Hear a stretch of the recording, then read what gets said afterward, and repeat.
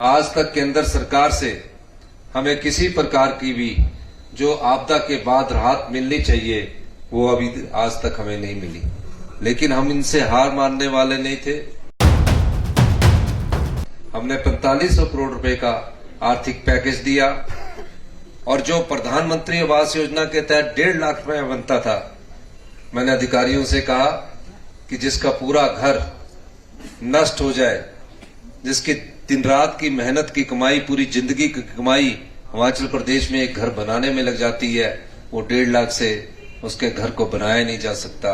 और हमने उस नियम को परिवर्तित किया, कानून को परिवर्तित किया और 1.5 लाख से बढ़ाकर वो राशि को 7 लाख रुपए किया और प्रत्येक परिवारों को हम 7 लाख रुपए की राहत राशि दे रहे हैं।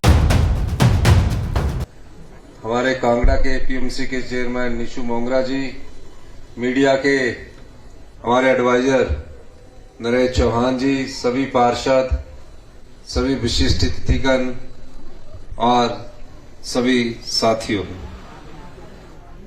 2 वर्ष हमारी सरकार को पूर्ण होने जा रहे हैं। 2 वर्ष में हमारी सरकार ने प्रयास किया है, जो किसान है, बागवान है, उसमें कैसे आर्थिक समृद्धि आए। और हमारी सरकार दिन रात ये प्रयास करती है कि गांव में रहने वाले व्यक्ति के पास और समाज के अंतिम व्यक्ति तक हमारी विकास की योजनाएं आप तक पहुंचे। आपने देखा होगा, जब प्रदेश में आपदा आई, शिमला जिला के सभी रोड्स आपदा से प्रभावित हुए और आपदा के समय हमारे बागबानों की जो फसल थी, सेब की फसल पूरी तरह तैयार हो चुकी थी। अगर हम 10-15 दिन भी लेट हो जाते तो सेब या तो घरों में रह जाता या बगीचों में सड़ जाता। हमने युद्ध स्तर पर कार्य किया और तकरीबन 100 करोड़ रुपया, चाहे चौपाल है, जुब्बल कोटखाई है, किन्नौर की सड़कें थी, कुमारसैन है, और भी जो सड़कें थी, उनको खुलवाने का काम हमने किया। और निश्चित तौर पर मैं कह सकता हूं कि पिछली आपदा में जहां तकरीबन 23,000 परिवार आपदा से ग्रस्त हुए, किसी के मकान बह गया, किसी का मकान आंशिक रूप से क्षतिग्रस्त हुआ, पूर्ण रूप से क्षतिग्रस्त हुआ, हमने उस लड़ाई को युद्ध की तरह लड़ा और 10,000 करोड़ रुपए से ज्यादा का नुकसान हिमाचल प्रदेश में हुआ। हमने भारत सरकार से बार बार अनुरोध किया कि गुजरात में जब भूकंप आया था, उत्तराखंड में जब आपदा आई थी, आपने उनका भरपूर सहयोग किया। आज तक केंद्र सरकार से हमें किसी प्रकार की भी जो आपदा के बाद राहत मिलनी चाहिए वो अभी आज तक हमें नहीं मिली, लेकिन हम इनसे हार मानने वाले नहीं थे। हमने 4500 करोड़ रुपए का आर्थिक पैकेज दिया और जो प्रधानमंत्री आवास योजना के तहत 1.5 लाख रुपए बनता था, मैंने अधिकारियों से कहा कि जिसका पूरा घर नष्ट हो जाए, जिसकी दिन रात की मेहनत की कमाई, पूरी जिंदगी की कमाई हिमाचल प्रदेश में एक घर बनाने में लग जाती है, वो 1.5 लाख से उसके घर को बनाया नहीं जा सकता। और हमने उस नियम को परिवर्तित किया, कानून को परिवर्तित किया और 1.5 लाख से बढ़ाकर वो राशि को 7 लाख रुपए किया और प्रत्येक परिवारों को हम 7 लाख रुपए की राहत राशि दे रहे हैं। आपदा थी, सेब के समर्थन मूल्य की बात थी। सेब का समर्थन मूल्य 50 पैसे बढ़ा दिया जाता था। मैंने तुरंत प्रभाव से 1.5 रुपया सेब का समर्थन मूल्य बढ़ाया ताकि उनको जो दागदार सेब है उनको राहत मिल सके। उसके बाद मुझे पता लगा कि न्यूनतम समर्थन मूल्य के हिम फेडरेशन और एचपीएमसी के पास हमारे बागबानों के 65 करोड़ रुपया बचा है, जो पिछले 5-7 साल से बचा पड़ा था। मैंने तुरंत प्रभाव से 70 करोड़ रुपया उसी समय उपलब्ध करवाया और एमएसपी, जो न्यूनतम समर्थन मूल्य पर जो सेब खरीदा जाता है, आज उनकी एक भी पेंडेंसी हमारे पास नहीं पड़ी।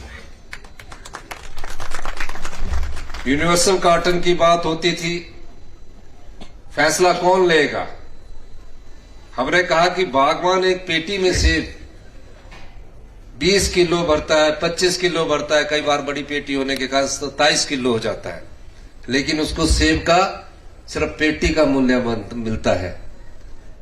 और उस मामले में मैंने जब बात की, मैंने अधिकारियों को निर्देश दिए, माननीय मंत्री जी को निर्देश दिए, और मुझे खुशी है कि इस वर्ष से हमने यूनिवर्सल कार्टन को आपके यहां लागू कर दिया है, ताकि जो आड़ती है, अगर किसी बागवान ने 20 किलो सेब की पेटी भरी है तो उसे 20 किलो का समर्थन मूल्य मिले, 20 किलो का मूल्य मिले।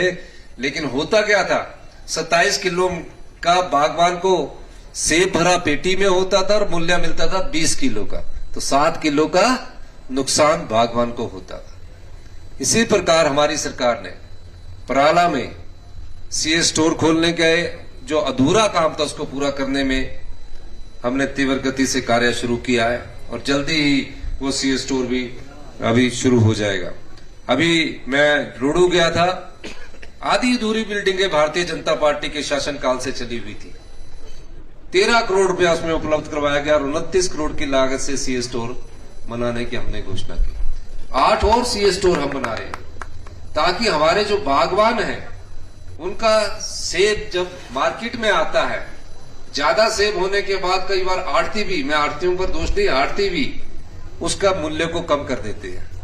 इस स्थिति से निपटने के लिए हम चाहेंगे जब मार्केट जब ऊंची हो तो वो सेब मार्केट में दोबारा से आए, ऑफ सीजन में आए, ताकि बागवानों को बहुत अधिक फायदा मिले। इसके अतिरिक्त हमारी सरकार ये भी प्रयास कर रही है कि राजगढ़ से जो पराड़ा से राजगढ़ रोड जाता है चंडीगढ़ के लिए, उसको डबल लेन किया जाए, ताकि जो जुब्बल कोटखाई रोड से जो सेब जाएगा उससे आपका जो सीधा चंडीगढ़ का जो रोड है वो नजदीक पड़ेगा, और आपको जो ट्रकों का किराया है वो कम देना पड़ेगा और आपकी जेब में ज्यादा पैसा आएगा।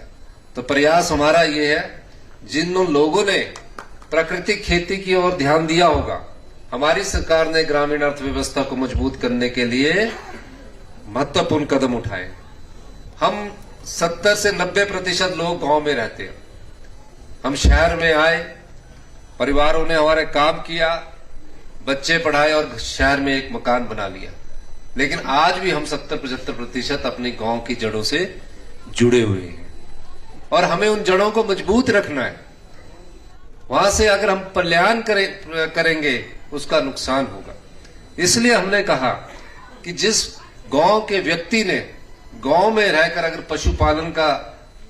पशुपालन किया है तो उसके गाय के दूध का मूल्य 45 रुपए प्रति लीटर के हिसाब से मिल्क फेडरेशन खरीदेगी, और भैंस के दूध का मूल्य 55 रुपए के हिसाब से मिल्क फेडरेशन खरीदेगी। मैं रोडू गया तो रोडू में मुझे दुग्ध उत्पादक मिले, उन्होंने कहा कि जो आपने 32 रुपए से बढ़ाकर 30 रुपए से बढ़ाकर 15 रुपए पिछले बजट में गाय के दूध में जो बढ़ोतरी की है, उसके कारण हमारे में आर्थिक समृद्धि आई। मैं रामपुर गया, 10,000 के करीब वहां लोग थे, महिलाएं थी, उनके घर में आर्थिक समृद्धि आई। फिर हमने कहा कि जो गाय रखता है, क्योंकि हम खुद कृषि परिवार से आते हैं, मेरे माता जी तो अभी भी गांव में खेतों में घूमती है, खेती करती है, बुजुर्ग है पुराने समय के, उसमें पढ़ाई होती नहीं थी, खेती के आधार पर ही आगे कार्य किए जाते थे। तो निश्चित तौर पर हमने कहा कि जो खेती से जुड़े हैं, जो गाय के गोबर से मक्की पैदा करेगा 30 रुपए किलो के हिसाब से, माननीय चौधरी चंद्र कुमार जी ने इस वर्ष हमने प्राकृतिक रूप से उगी हुई मक्की को खरीदना शुरू किया है। शिमला में आजकल उसकी खरीद की जा रही है। और गेहूं, जो गाय के गोबर से गेहूं उत्पादित होगा, पैदा होगा, उसका हमने 40 रुपए किलो प्रति किलो के हिसाब से मूल्य तय किया है, ताकि गांव के लोगों के पास पैसा आए। इस दृष्टि से हमारी सरकार सभी विभागों में व्यवस्था परिवर्तित कर रही है। जब से मैं सत्ता में हम आए हैं, हमने हमेशा कहा है कि हम 40-50 साल वाली पुरानी व्यवस्था के अनुरूप कार्य नहीं कर सकते, हमें व्यवस्था परिवर्तन करना होगा और आत्मनिर्भर हिमाचल की नींव की इस बारे में सोचना होगा। मुझे खुशी है कि 2 वर्ष के इस कार्यकाल में सबसे पहले तो जो ब्यूरोक्रेट्स होते हैं, अधिकारी होते हैं, उनको समझाना बहुत मुश्किल होता है वो एक ढर्रे के हिसाब से चलते हैं, लेकिन हमने उनको समझाया और आज ग्रामीण अर्थव्यवस्था मजबूती से आगे बढ़ रही है। हमने जब सत्ता ली थी, शिक्षा संस्थानों का बुरा हाल था। मैं शिक्षा संस्थान को अपग्रेड कर सकता हूं, नोटिफिकेशन कर सकता हूं, अगर जब तक मैं इसमें अध्यापकों की नियुक्ति नहीं करूंगा तो हम उस गांव के स्कूल में पढ़ने वाले बच्चों को भी धोखा दे रहे हैं और जो बच्चे जिनके परिवार उन बच्चों को गवर्नमेंट स्कूलों में डाल रहे हैं उनको भी धोखा दे रहे हैं। तो हमने 6000 पोस्टें इस बार भरने का निर्णय लिया, जिसमें 3000 पोस्टें बैच वाइज भर दी गई है और 3000 के टेस्ट निकाले जाने हैं। आईजीएमसी का हाल देखिए, आईजीएमसी में आप जाते हैं, हम सब लोग, ये हमारा शिमला का कैपिटल का हॉस्पिटल है। आपने देखा होगा कि एक एक कैजुअलिटी में जैसे ही जाते हैं, एक बेड में 2 मरीज लेटे होते हैं, जोर जोर से रो रहे होते हैं, परिवार कोई नीचे बिस्तर लगा के सोया होता है।